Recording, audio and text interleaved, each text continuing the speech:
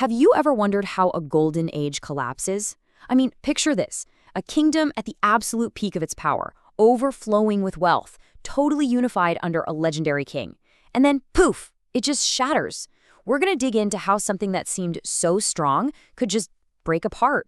Well, as this story shows us, it often doesn't end with some huge invasion or natural disaster. Nope, it comes down to a catastrophic failure of leadership. We're going to investigate how a whole century of unity was completely undone by one single, spectacularly bad decision.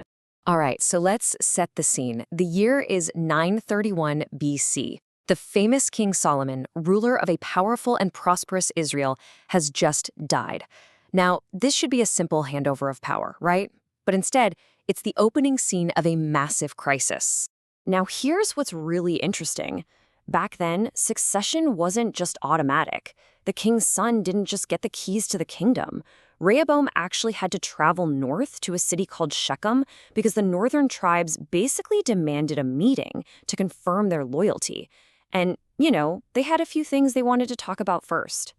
You see, this so-called unified kingdom, it wasn't nearly as solid as it looked from the outside.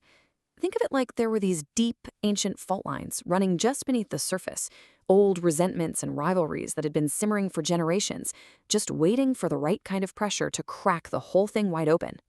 Let's trace these cracks back a bit. Decades earlier, after the first king, Saul, died, even the great King David only ruled his own southern tribe of Judah for 7 years before the north finally kind of reluctantly accepted him. Both he and his son Solomon were always seen as favoring their home tribe Judah, and that created a lot of resentment, especially when Solomon started his massive building projects funded by heavy taxes and forced labor that, surprise, surprise, Judah might have been exempt from. And this really boils it all down to a core rivalry. You had two main power centers in the kingdom. In the south, you had Judah, the tribe of the kings, and in the north, you had the big, powerful tribe of Ephraim. It was a natural political divide, and both sides were always jockeying for more influence. So all of this tension comes to a boil at that meeting in Shechem. The northern tribes, and they're led by this ambitious guy named Jeroboam, they go up to their new king, Rehoboam, with what honestly sounds like a pretty reasonable request. They're basically saying, look, man, your dad worked us to the bone. The taxes, the forced labor, it was a lot.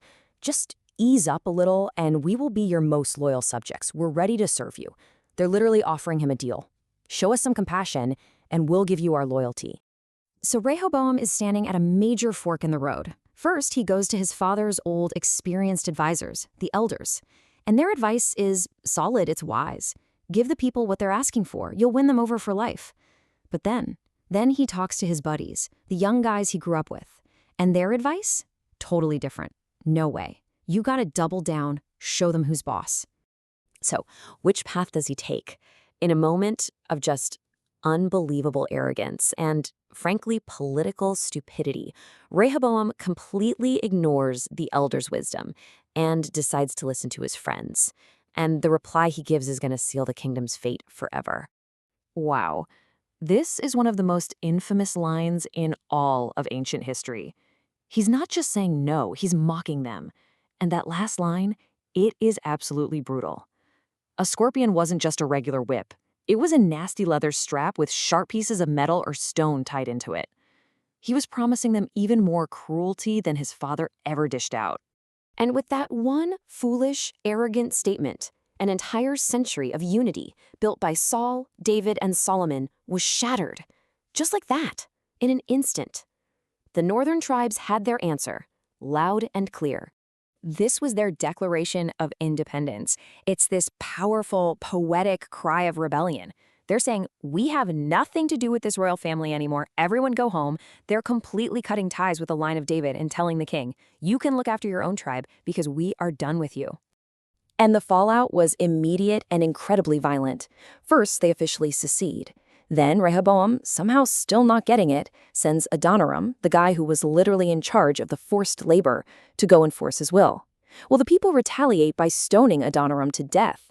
At that point, a terrified Rehoboam finally understands the danger he's in, and he flees for his life back to Jerusalem. The split was now sealed in blood.